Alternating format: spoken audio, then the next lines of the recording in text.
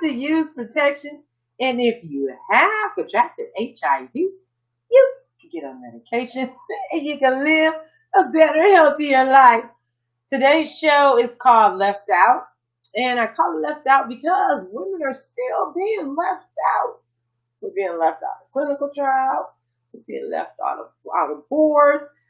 We had women fight for us years ago. So why are we still being left out? Why is it still an issue in 2020? Please, somebody tell us why. So I'm going to bring my guest on, and we have the beautiful Teodra. We have Catherine. Should come on. Octavia, but it's not coming on. And we have Cricket. Okay. Hopefully Octavia will show back up. I don't know what's going on with hers. Yeah, so I don't see the screen is not showing up. Yeah, I see you. You want to come off and come back on real quick? And I'll bring you back on? Okay, I'll do that. Okay, thank you. Okay, but we are on air, you guys. We're probably live on Twitter, Facebook, and YouTube. And Octavia still isn't showing up, but she was working just fine. So, give us a minute. This is a new platform, you guys, that I'm using. So, I'm liking it, but I got to figure it out. And I've been trying to figure it out for a week, but we're going to get this. There she is. There you are. Hey. Okay. So you ladies, everybody can introduce themselves. Deirdre, you can go first, and then Catherine, Octavia, and then Connie. Hello. It is Deidre Speaks. Deidre Johnson Speaks. I'm here and I'm excited to be here with you and to discuss this really important topic about being left out. Catherine Hampton, hi, thrilled to be included in this little Partridge Family group of lovely women. And I'm a founding director of the Center for HIV Law and Policy, and very happy to have this conversation prioritized. It was nicely set up, Dee. Octavia? Sure. Hi. Good afternoon, ladies, gentlemen, non-binary people. My name is Octavia Lewis, pronouns are she and her. I am a Black woman of transgender experience living with HIV, who happens to also be an activist, an advocate, a humanitarian, a mother, and a scholar. And I'm definitely looking forward to having this conversation on talking about why women are left out. Connie? Hi there, everyone. Can you hear me? Yes, we can hear you. Okay, great. Thank you. Thank you so much for inviting me here today, Dee. Thank you, wonderful ladies, for being here, people. My name is Connie Rose. I am a long-term survivor of HIV for 25 years. I'm an advocate, activist in my community. I'm here today to discuss a situation we just went through in 2020 where women were literally left out, out of appointments. So Dee invited me here to discuss what we did about that. And I appreciate that space because in 2020, I'm ashamed to admit that it actually took me a week to realize that women had not been appointed because I just assumed they would be because, like I said, it's 2020. Who would ever assume that that wouldn't happen? Especially considering the two people that I know of who are, female that were appointed applied from the very beginning. So that's, it's so bothersome to even have to be put in this situation to have this conversation whenever there are so many more important things we need to be talking about. Not saying that women being at the table isn't important, but the fact that we're still having to have that conversation in this day and age, it's hard. It's if we're still fighting, as I identify as non-binary, but I just came out as non-binary just a few years ago, and that's because the stigma of HIV was hard enough.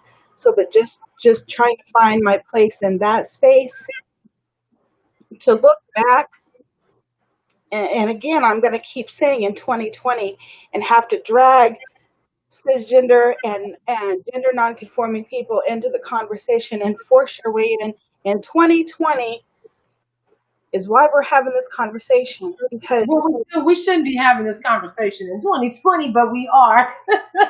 that's We like are. that's the problem. Like, and there's So so many the situations question, happening. the question I was going to ask, and then you can let people know, what happened. That's we'll do that, okay? And then you can explain to them everything that went on with your situation. So, like I said, we're left out of clinical trials and boards, and I mean, we left out of everything.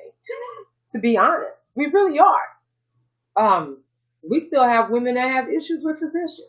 So, can any of you ladies talk about situations or situations that you know of where women are being left out, and if so, how was it taken care of? Um, and what did you do about it? So, Deirdre. Girl, I can talk about this forever, but I'm gonna make sure I leave space for Okay. everyone. I know just recently, just having to have been to in rural. I live in rural Virginia, and having to have experienced some issues with going back and forth to doctors, just dealing with my health and some things going on there. That has been one topic.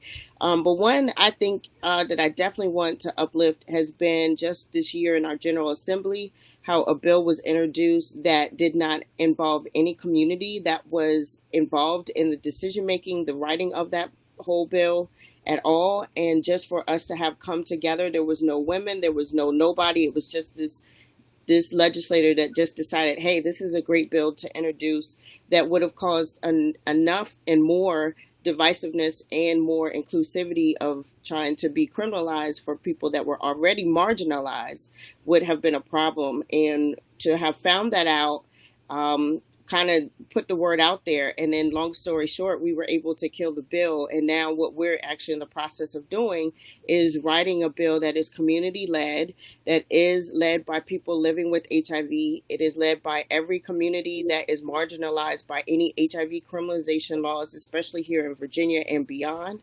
And that's what we went ahead and started to do when we recognized, number one, women were not included.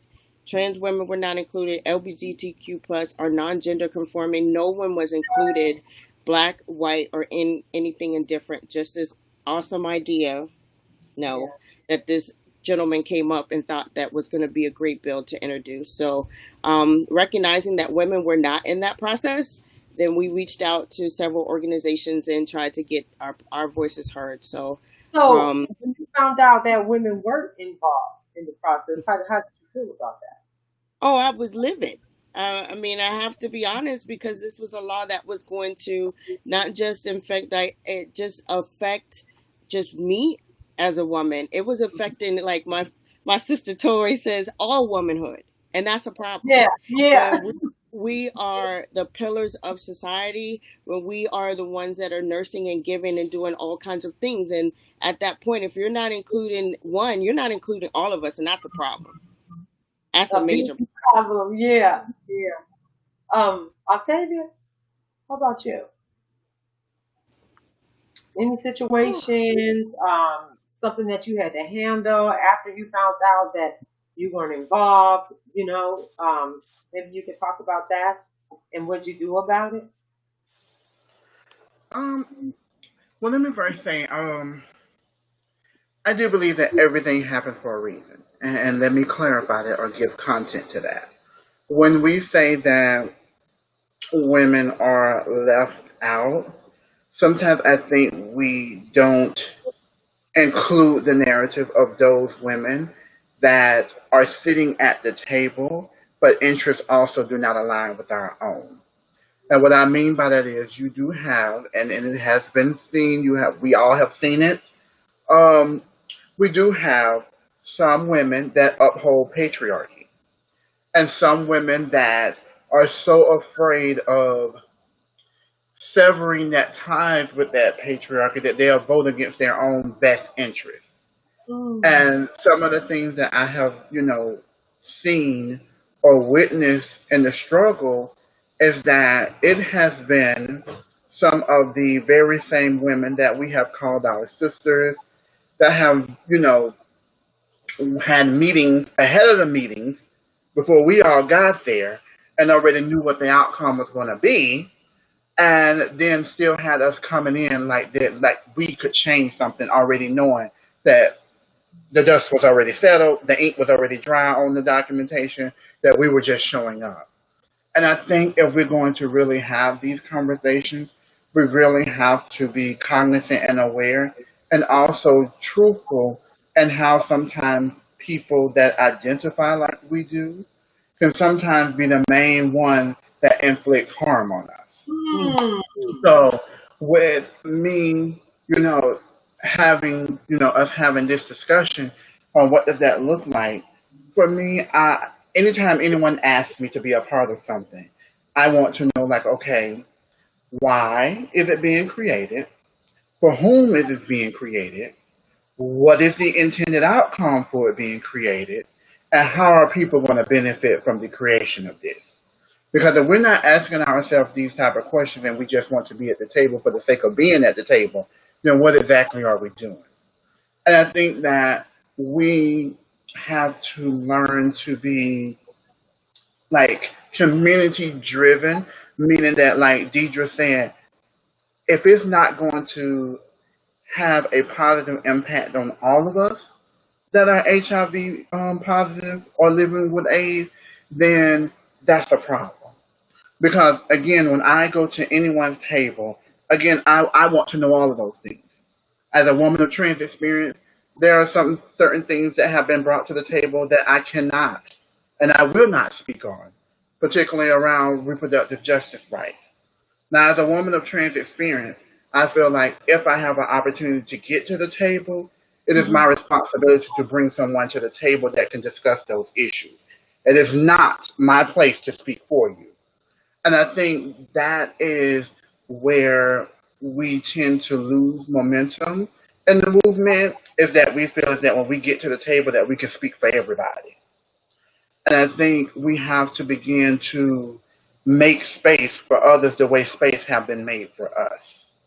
So I hope I touched on what you were saying, but like that's how I, address, those type of issues moving forward.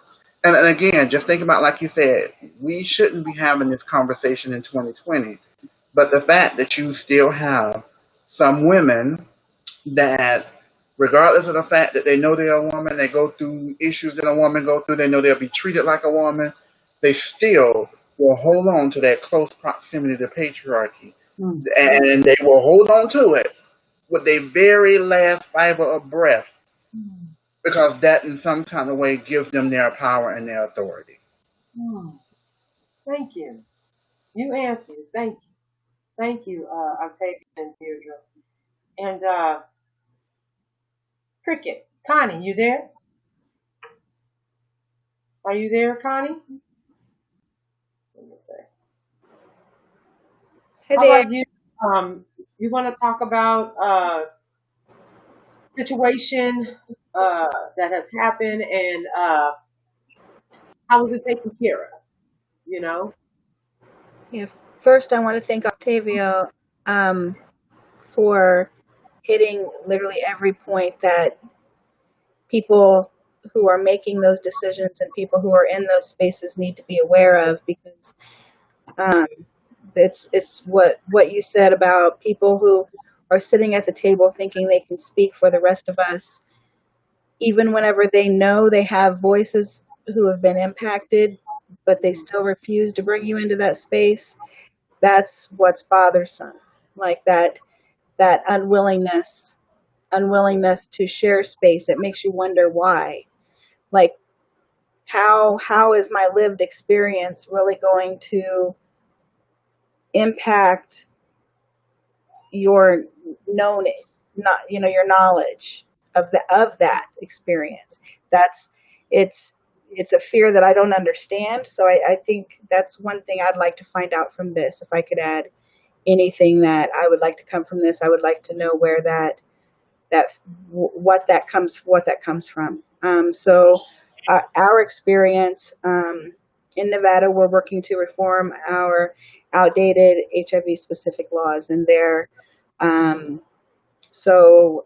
a year and a half ago, with help from the Zero Project, we formed the Nevada HIV Modernization Coalition, and we've been working to put together a packet for in Nevada. Before they reform laws, they put together a task force, like a governor's task force, to go over those laws and find out if they need modernized, and if so, how they should be modernized. So there was a process to applying, and we got the word out. Our coalition, we got a whole bunch of different people. I mean, like a whole bunch of applications. They even reopened, and we got more people to apply. So at that point, I thought, okay, like we're good. We have everything. Our coalition's done the work to put together all of the information that we could find from our limited experience. And one of our coalition members from the very beginning was appointed to the board. I'm not to the board. I'm sorry, to the task force. And it was and I'm not saying this to discount his experience, because his experience there is very much needed. But he's not living with HIV at all. So move past that, and we get to the point where they wait because of COVID. The first meeting was put off, and we only knew of a few appointments from the beginning. And then whenever they started meeting, we found out that out of 15 appointments, there were only 9 appointments, and 8 of them were men. And I believe only 2 or 3 of those were known or out in public people living with HIV. So we raised that topic as soon as I found out about it. And then it went on from there to where no women or women of trans experience or people living with HIV impacted people were invited to present on their lived experience of criminalization risk. Men from out of state, a health department worker, and another healthcare worker were a man living with HIV were asked to present. None of them invited a woman to come with them. And so this just continued happening. And so it was spoke upon. And yeah, I showed up at the recommendation and urging of Davina and Catherine, Tammy, and I did a public statement. I had 1 minute. And then, trust me, in that 1 minute, I got out everything I'd been wanting to say in a very long time. And then I hung up and went directly back to work, because that's what I do, is I work outside the community, because women here are not invited into work in the community. Not. They rarely let us volunteer, like at their outreach events, anything, nothing. So I didn't know what to do, so I emailed Tammy Houghton, and I said, Tammy, can you please help me write an email in the most polite way you can that says this is unfucking acceptable? So she did. And then that public comment turned into the letter that the Center for HIV Law and Policy helped us draft, that we got a lot of women at PWN, the Well Project, Prevention Access Campaign, the Center for HIV Law and Policy, Positive People Network, and forgive me if I've forgotten, and AM AIDS United. all signed on support for our letter that we submitted to the Board of Appointments. And within like 2 weeks, they appointed myself and another person who identifies as a woman to. So the outcome was that you had to speak up, and then you had to get other people to step in order for them to listen. So whoever's listening and watching, imagine sitting somewhere and watching people make decisions about you, and you can't vote. So it was bothersome because the people on Imagine that. Yeah, imagine that. You can't vote. they had emailed and asked us, like, we did all of this work, and none of it mattered. Like, whenever you talk to people out in the community, they're telling people that we're very unorganized and we're not doing anything. And Davina can tell you, since she's literally only been getting our emails for a few weeks as a co-chair, and I forced her to become a co-chair so that she could see how many emails I send out. And she's telling me, look, I'm busy. And I'm like, no, you have to see what's going on. Like, I don't expect you to do anything, but just watch. Yeah. And within 2 months, this is where we're at. Like, she's having a show about it. And Davina doesn't act unless there's a problem. Thank you. Yeah. Thank you, Bridget. Kathy.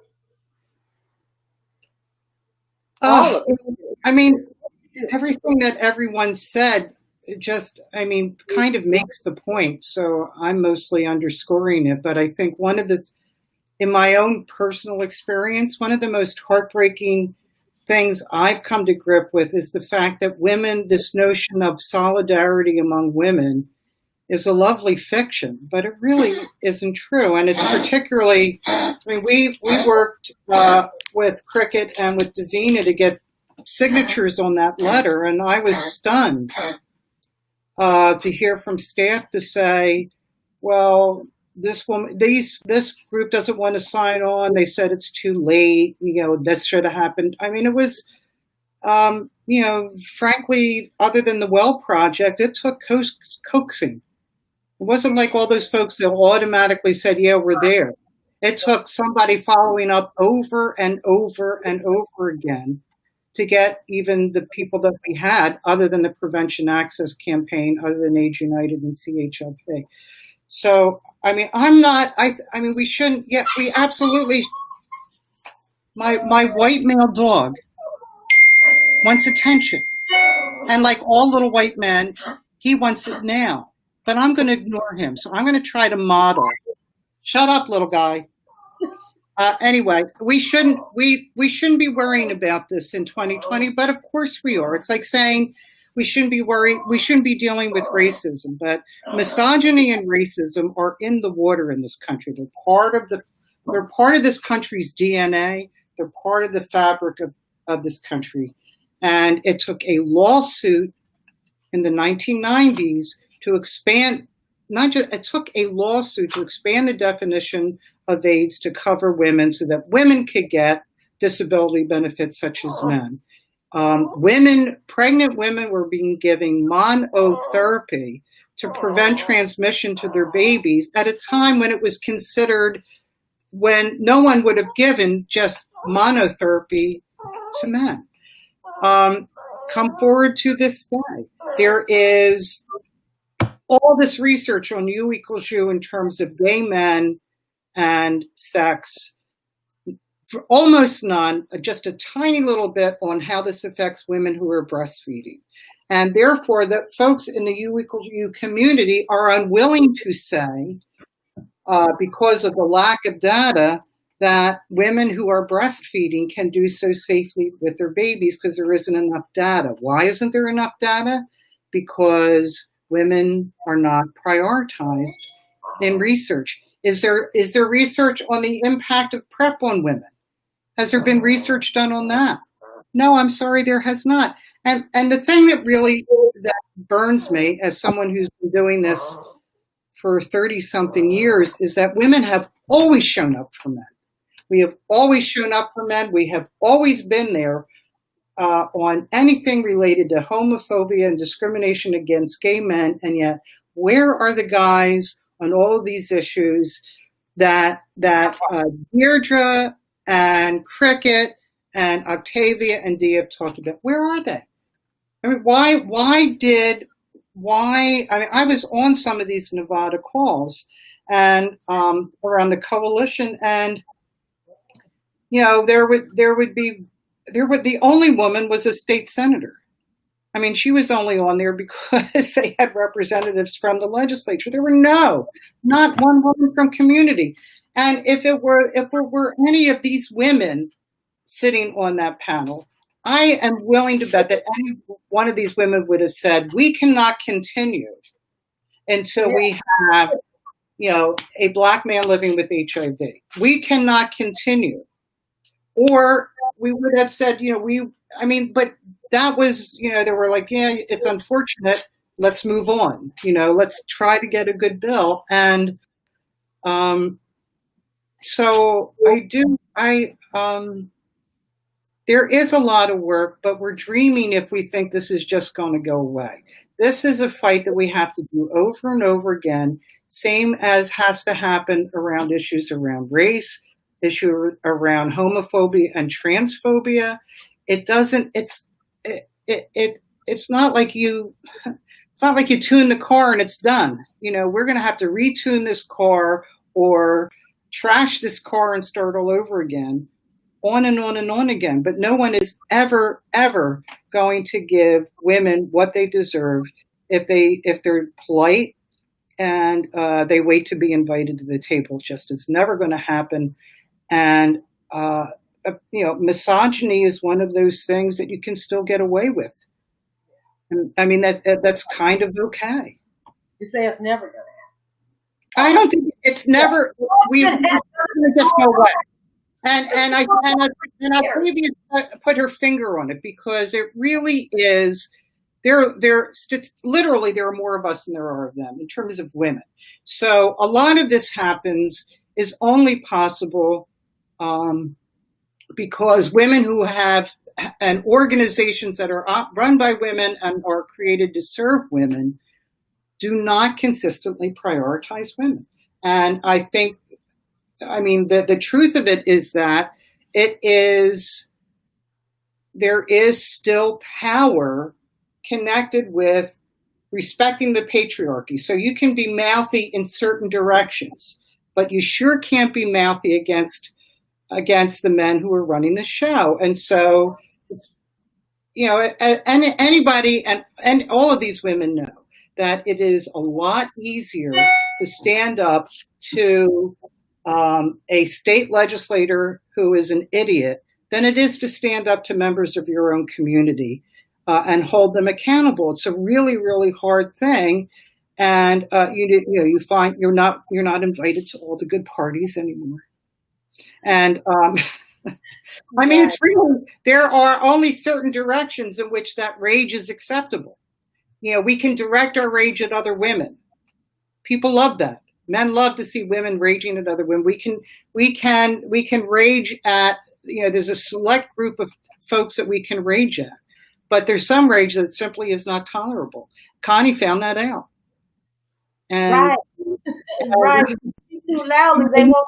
If you're mouthy at the wrong people in the wrong direction, you shall be punished, and you cannot rely on other women to stand up. So I think finding those women who will always have your back no matter what is really important. And it's hard, but like a sturdy backbone and a big mouth and telling the truth those are not things that are they're celebrated in movies. They're not really celebrated in real life. We like our dead prophets and our living accommodations. Right. Now, thank you, Catherine. Thank you. So let's just shoot them all. All right, Octavia and Deirdre and Connie, do you think this can be fixed? Catherine says no, it's not going to be fixed. No, wait. It's not going to fix itself. You said it had so many words. What exactly did you say? I don't want to quote you wrong. What did you say? I believe in all of these women. I believe in women. I do. I believe in. I always believe things can be fixed. Otherwise, I wouldn't be doing this. And I don't think anybody would be doing this if we didn't think it could be fixed. I'm just saying it's not going to. The passage of time, the fact that it's 2020 or 2021, is not going to make it stop. And being passive will never get us there. Connie Ann's nice, right? And it got us nothing. But other women opening their mouths, people doing a letter, other folks pushing back and saying, no, I'm sorry, this is not okay. As soon as she was not alone and she stood up, they said, okay, all right, now we got to do something. Now people are paying attention to this. So I do think it can be fixed. But it isn't going to happen by itself. And now I'm going to shut up. That's all right. You're okay. So Octavia, Deirdre, and Connie. So how do you think this can be fixed in the short? We have about 30 minutes left. So any of you ladies can talk about how you feel it can be fixed. Well, one thing is, I noticed in the chat box that Octavia brought up that either there is some confusion or there's still some understanding about transgender, and I think that, as a cisgendered woman, I think that that's one way, in my opinion, that we have to start to learn more about other than ourselves. And not take it on necessarily those communities to educate us, but you got to start somewhere and start. And I know that is going to be one way, and I'm going to allow, that ain't even right, Octavia. Let me check myself. Okay. But I just wanted to make sure to make that point that, until.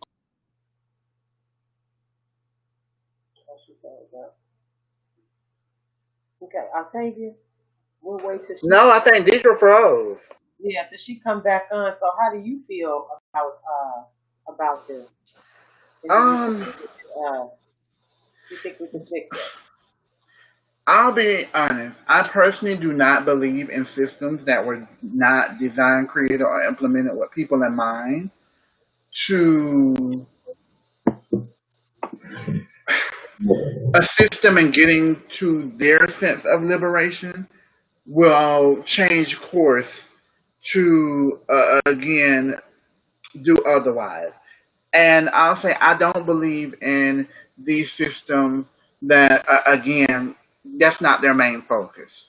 So I do believe that things can be altered, things can be changed. But I also have a hard time believing that someone that is benefiting off of the oppression of one community, that same system is going to all of a sudden turn around, because that means that they're going to have to give up some of that, privilege, earned access, whatever people want to call it. I mean, they're going to have to give up some of that. And we have to realize not everybody is willing to give that up. Some people would rather destroy it all than to share some of it. And we also have to realize these are some of the people that we're working with.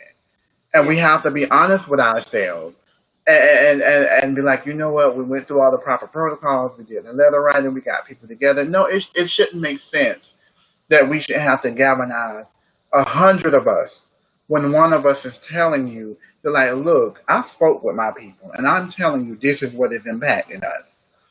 But they rather look at you like, well, I hear you with your 100, you're speaking for your 100, but, we can't do anything till they show up. But that, like, this community, we are faced with sometimes food insecurities, job instabilities, unstable housing, but you rather all of us show up so that you can some kind of mean like, oh, wow, they mean business. Knowing that these are some of the issues that our community is going through. But you don't care, you just as long as you want to see all of us. Now you know that we mean business. But when the one of us showed up to tell you this is what is going on, it wasn't good enough for you. Yeah.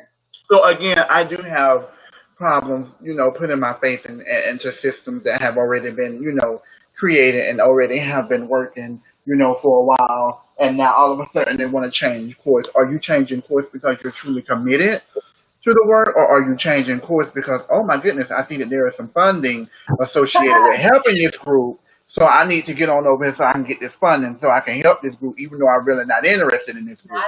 So like, we really have to be honest and have those conversations when people be telling us, oh, I'm here for women's rights, but you've been in business since 1958. Like, and then you really tell me you're interested in women's rights, but never one of them has been like a CEO. You haven't had but one, maybe on your board of directors. You might got two in your upper management, but you all of a sudden now you're just interested in women's rights. Like, no, I believe in people's history. Like, your history don't lie. That's what you've been doing. Just like our computer browser. Like when we looking at our cookies and all that kind of stuff we've been looking at, I ain't been looking at, as we say. Like all that stuff says something about us. Yeah. So like I just believe, and again, let me see what you have been doing. Show me. I don't want you to tell me, but show me what you have been doing and how invested you are in our struggles. Because and then I also have to question myself about that. People that are invested in people's struggles, or that's the only thing that they're invested in. Because people don't need to be saved. People need the tools so they can save themselves. So I think we have to like move away from the, oh my God, I'm coming to save y'all. Like, I'm not here to save anybody. Now, if I have something that you can utilize along the way that's going to help you save yourself, then good, utilize me for that. But I am no one's savior. I do believe in making space. I do believe in making room. And I believe in knocking down some shit for you. But I'm not going to stand up and say, well, I'm your savior. That's what I'm not going to do. And I think that we have to, again, stop taking, ownership of other people's narratives. Even when we invite them to the table, you don't look at this person as a one-off of you or as a copy of you. This is an individual that, yes, they may align themselves with your vision on certain things, but at the end of the day, you can't get mad or expect this person to do everything the way you would. And like, that's one of the things that I work on when I mentor people, because that's what was done for me. It wasn't that there was a one-size-fit-all way to be an activist or to be an advocate. It is to show people those avenues or put those tools in front of them so that they can pick what tool is best suited for them. Because there's more than one way to build a house. Everybody thinks it's only one way. No, that's not actually true. There are several ways you can do it. And I think we have to, again, allow people to begin to build their own home. And I think that's how we're going to change the system as a whole. Thank you. Ooh, thank you. She said that. She really did. Ginger was froze. Thank you, Octavia. Ooh, man. Look, we gotta, what Tori say yesterday? It's a sisterhood. It's a sisterhood. And I don't think a lot of people even want to get that part when you say sisterhood. So we're either going to support each other as a sisterhood, or you go ahead and get out of the way and we'll do what we have to do to support each other as a sister. You just get so tired of all of this. This is what we doing. So is there, like, what are some specific things that, okay, I'm the founder of a small policy and legal organization. It's national. We're based in New York.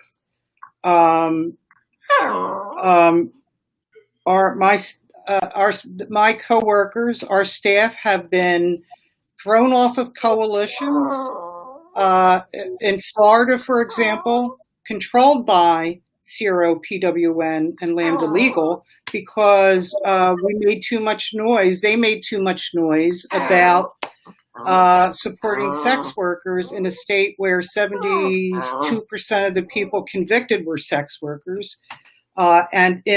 We spoke out in opposition to a bill that all those groups supported that would have left sex workers behind.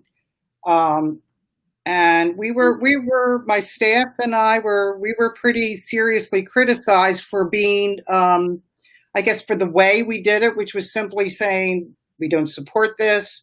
The research says this. We didn't call anybody names, but they were basically kicked off the coalition. Like, if you're going to disagree, you got to go.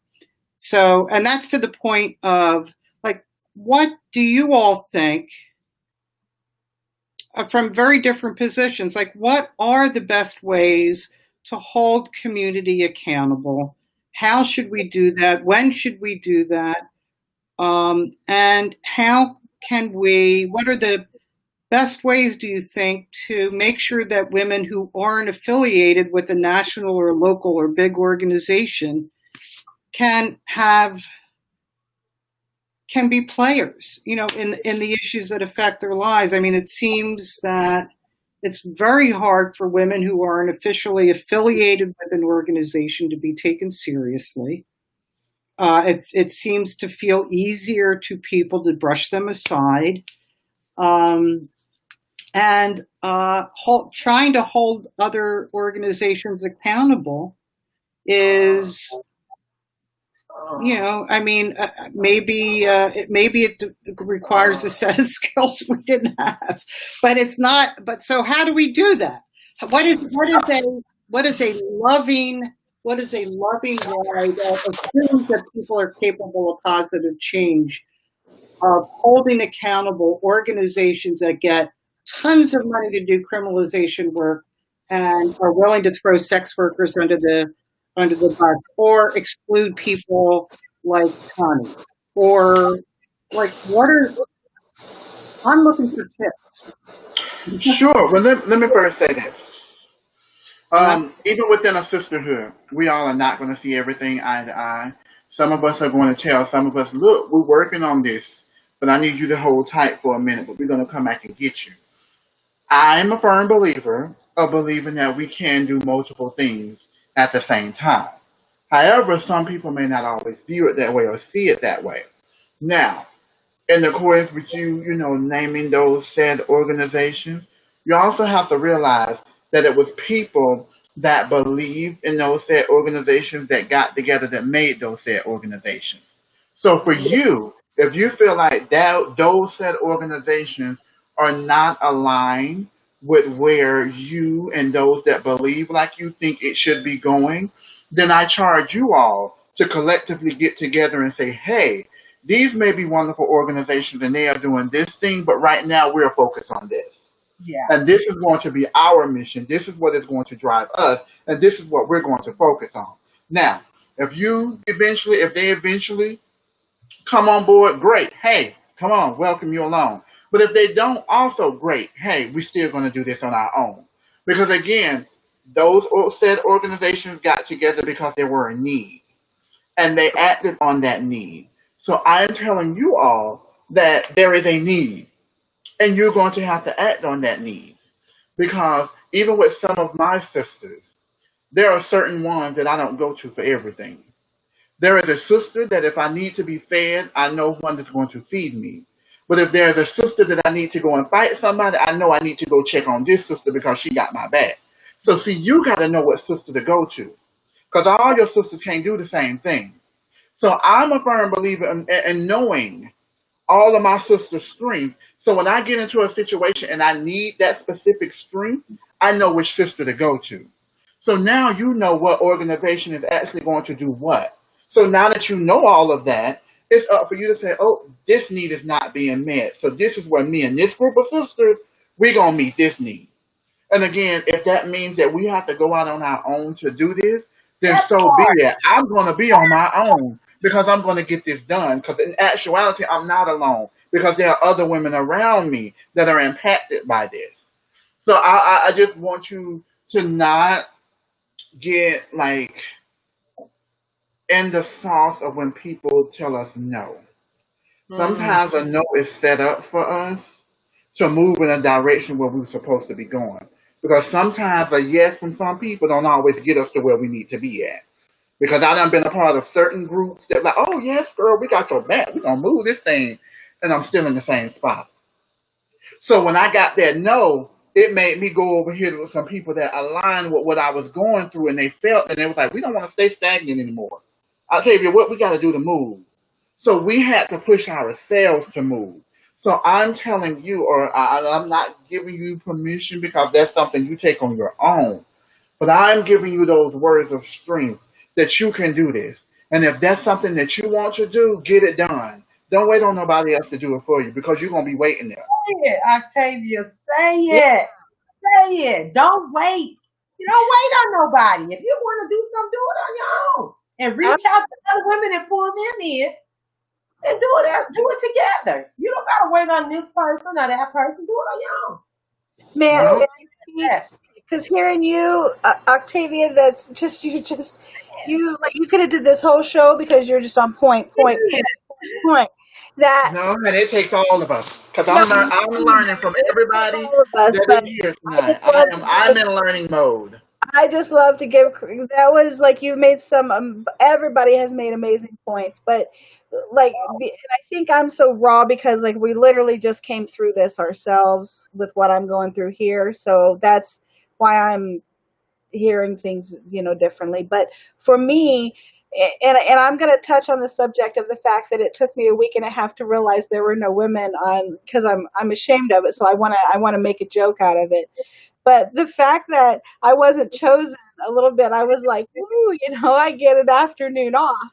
And so then we had our first coalition meeting, and they were going through like the report of what happened, and they went through all that list of names. And that senator, her name's Dallas. So forgive me, I was like, "Those are all dudes." Like that's literally what went through my head.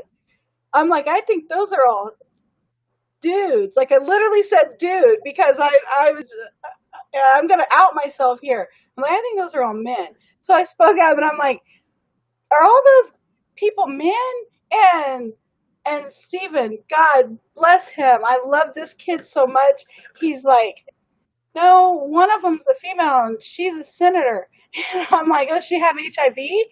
Not that I'm aware of. And I'm like, well, what the fuck? And so like and so then I was like, well, there goes my thirsty Thursday. I can't go to the bar. It's closed anyways. Like I have to go to this meeting. So that's exactly what happened. It was like I found out there was a need, and what did I do? I went because it's our responsibility. So, but thank you for speaking on that because yeah, that's to get in there. All I had to do was show up. Like it's a public meeting. Like they can't actually keep us out. They don't have to appoint us because they hold the power. But Well, they we can can't change anything if we don't speak up and show up. We can't change it. And I'm We, glad you said that yeah. because and to speak up and don't ever think you're alone. Yeah. Octavia said that so great because it's like you think that you're all alone and sometimes you get to taking that first step and next thing you know somebody else is behind you pushing you and pushing you and pushing you, and the most important part is to always remember those that are around you. I love that, sister. Know what sister you want to go to because Yeah. sometimes you got to learn the hard way that that sister that you've been going to ain't the right sister to go to for everything. And Yes, ma'am. some of you be stuck, some of us be stuck like Chuck until the reality, has to hit, and then some brick walls have to be knocked down. So I appreciate all of you all for this moment, for real. I'm learning too. I hear you, Octavia. Catherine, you spoke on the fact that it took us so long to get signatures, and you said that there were people who said we should have heard about this earlier. The day I found out there were no women, I emailed, and there are a few of you actually in that list right now. That email I sent out weeks before I even created that letter because, like, I'm still learning this whole process. This is my first policy experience, but it's so whenever you said that, that took me back to whenever the task force had their first meeting, and the majority of men on there said, "Well, we've never heard of the Nevada HIV Modernization Coalition." And the majority of men who said that, if you would have opened their folders, all of those fucking papers in there were mine. And Well, I plus, at least a couple of them are members of the coalition. I mean, it's a oh boy. Anyway, I'm just happy that the emails that you sent out for women who did apply. yeah, Like we said, I think kind of took care of it. you write that letter and get signatures in order for them to at least it's done.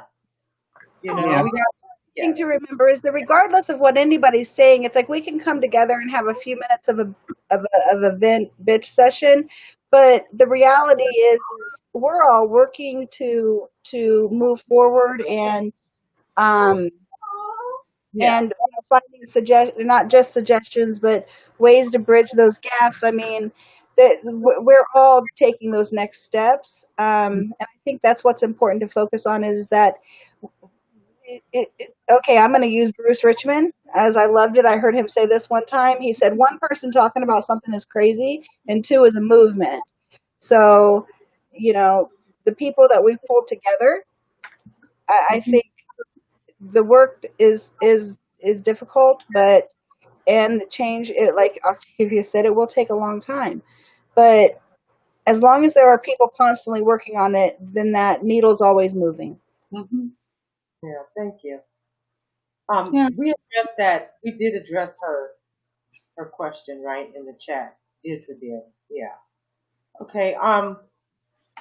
It's almost time to go. We only have a few minutes left.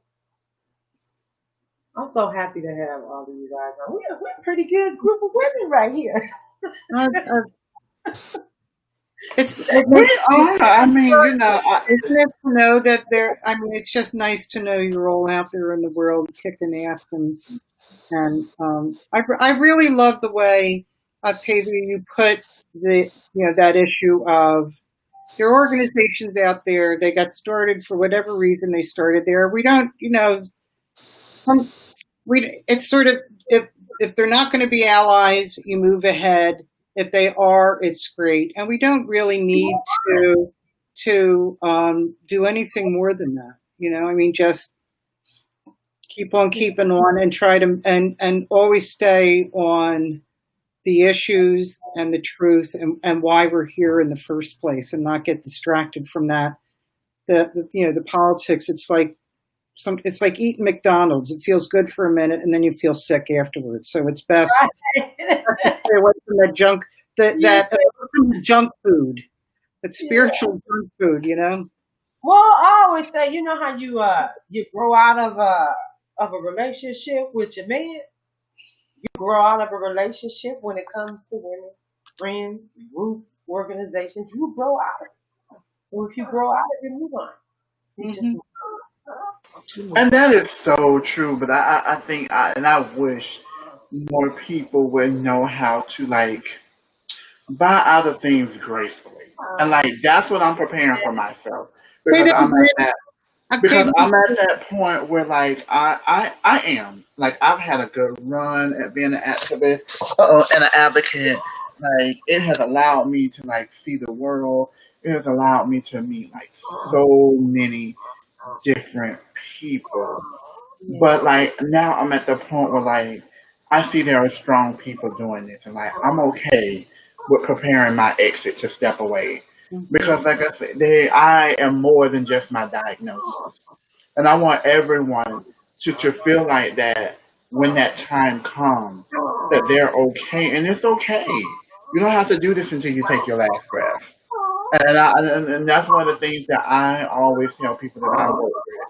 Don't feel like you have to commit your whole life to it. Right. Because then have you truly lived if all you ever focused on was one thing? And for me, we are all multifaceted human beings, and no matter where our intersectionalities lie, we all get to a point that we outgrow certain things. Just like when you in school, you in elementary school for a while, you in middle school, then you're in high school, and you eventually graduate. So it's okay to graduate. You don't have to stay there forever. And like that's what I have come to tell myself that I'm almost there. I'm almost at my graduation. And it's gonna be bittersweet, but I am gonna like hold on to all the memories, all the moments, and I'm gonna be thankful for them.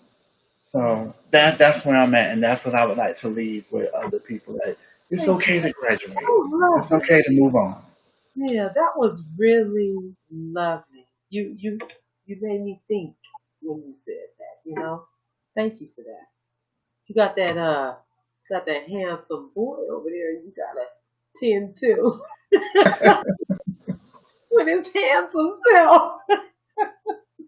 That's my I'm little really man. glad. You know, I have Ethan, and then I have Beautiful my little boy. Oh my yeah, he's 7 now, and I also have a 7-year-old foster son that I'm trying to wait to see what's going to happen with him, and then I have a 17-year-old that I hope the adoption comes through next year for him. So it's like, yeah, like I'm, I'm that cool mom. I never thought I would be that minivan driving mom, but like I'm okay with getting me a minivan, honey, and going to soccer Oh, practice and no. taking my babies to taekwondo because that's what I'm doing now. But like it feels good to do those things because no one ever told me I couldn't be that. No one taught me that I could be that. So the fact that I am that brings me great joy. And like I'm just trying to like enjoy all of those moments because like you look around 1 minute your child in kindergarten, the next thing you know they off to college. And like I'm just trying to like just hold on to like all the moments I have. So like that's where I'm at right now in my journey. thank you, Octavia. Thank you. 'Cause like I said, you had me thinking. So now I'm gonna do some more thinking when this is over with from what you just said. Deirdre, you have something you want to say before we go? We gotta make some changes, honey.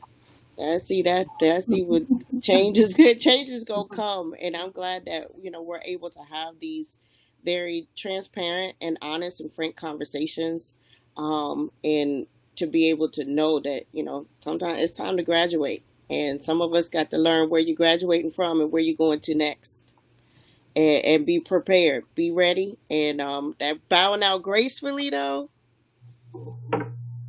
Yeah, yeah. We can go out gracefully.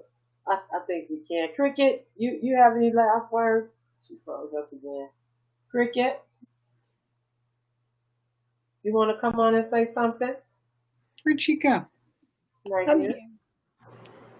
Yeah, just um, show up. Show up for your sisters. You know, that sometimes that means more than anything. So thank you all for being here. I appreciate you. Thank Thank you. you. I appreciate you. Thank you. Catherine, you any last words? No? I think you said it before Octavia did. Well, we So can again, hear. thank you all, ladies. It was a pleasure meeting some of you all, being in the same, Thank you. I guess we say electric field space together. So Thank it definitely was an honor and a pleasure, and I would definitely hold on to this moment. you. So thank Thank you you. all for that. Soaked up everything everybody had to say. Thank you. Thank you. All right. Bye. All right, everybody. This is Positively the Discussion. You have to remember that HIV still exists. You have to get tested. You have to use protection. Because if you contract HIV, you can get on medication and you can live a better, healthier life. Now, if anybody is looking for testing, you can go to hiv.gov. hiv.gov, type in the search name, city, state, or zip code, and it's going to give you all those testing sites in your area. You can also go to thewellproject.org, which is a women's organization for women and young girls living with HIV. There's a lot of blogging, a lot of stories, a lot of information on that website, thewellproject.org. You can also go to the center. Well, it's the Center for HIV Law and Policy, but it's actually HIV Center HIV Center Law and Policy. One or the other, the Center for HIV Law and Policy.org. If you are looking for HIV criminalization laws in your state, you can look up the Center for HIV Law and Policy.org, and it'll tell you about those laws in your state. I want to thank Prevention Access for their sponsorship. And if you don't know who Prevention Access is, Prevention Access is a campaign called U equals U, which is undetectable equals untransmittable. Anybody who is living with HIV, who has an undetectable viral load, which means virally suppressed, they stay adherent to their meds, can no longer transmit HIV to the partner. Remember that. Remember that. But we also have to remember that everyone deserves universal access to care. Everyone. If you want more information on U equals U, you can go to preventionaccess.org or u=u.org. This is Positively Deep. I'll see you guys next week. Have a happy Sunday. Bye.